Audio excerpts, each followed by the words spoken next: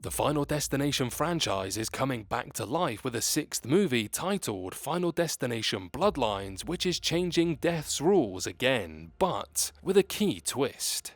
But before we get into it, if you haven't done so already, please hit the subscribe button, drop a like and comment on the video, and if you're able, please sign up for channel memberships for exclusive content, which really helps us out. Anyway, let's get back to death. So, the 2000s saw a rise in teen horror movies, but amid all the slasher movies came Final Destination in the year 2000. Directed by James Wong, Final Destination introduced Alex Browning, who, after a vision of a plane he was in exploding, saved himself and other passengers. However, as they cheated death, they began dying one by one in mysterious circumstances and in the order they would have died on the plane. The success of Final Destination led to it becoming a franchise, with all four movies that followed sharing the same premise of a character having a catastrophic but prophetic vision of an accident and saving themselves and others. Death's rules have changed in every Final Destination movie so far, so it's not surprising that Bloodlines will also change them.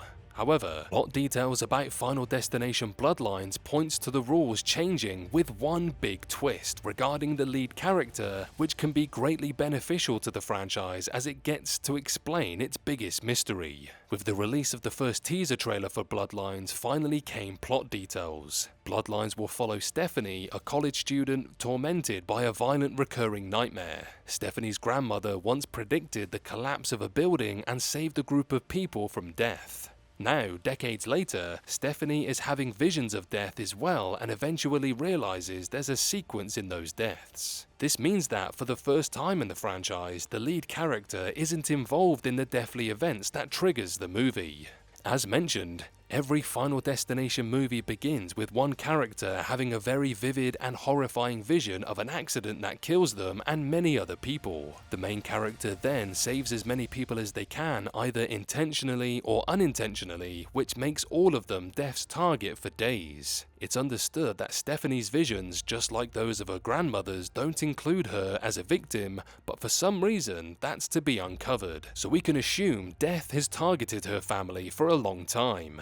Bloodlines was initially said to be set in the world of first responders with firefighters, EMTs and police officers, so it's also to be seen if this is still the case or if the story went through a couple of changes. If this is still the setting, it will make Stephanie's story all the more interesting and special, as none of the Final Destination lead characters have been involved in the accidents that way, which would also make Death's plans different. The visions are the triggering event for all Final Destination movies so far, but these haven't been explored in depth. Instead, the movies focus on the efforts of the main characters to stop Death's plans and save themselves and the rest as soon as possible. None of these characters have had this type of vision before, which makes them even more intriguing, raising questions about the visions being random or maybe Death choosing hosts. Death doesn't like to be cheated, but the visions could be part of his plan too. Another big mystery that Final Destination Bloodlines can solve, and that its twist with its main character and Death's rules can help with, is everything about William Bloodworth.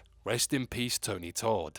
Bloodworth is the only character from the previous Final Destination movies who returns in Bloodlines, and his presence in the movies has raised many questions. It's also been theorized that Bloodworth is Death itself, as he knows a bit too much about Death's plans, rules, and how the characters could attempt to cheat it, but will most likely fail. Bloodlines is also said to explore Bloodworth's past, so any flashbacks to the 1960s to follow Stephanie's grandmother could offer some answers about his backstory and link all of these deathly events. Bloodlines is going to do things differently, which is what the franchise needs to successfully come back to life.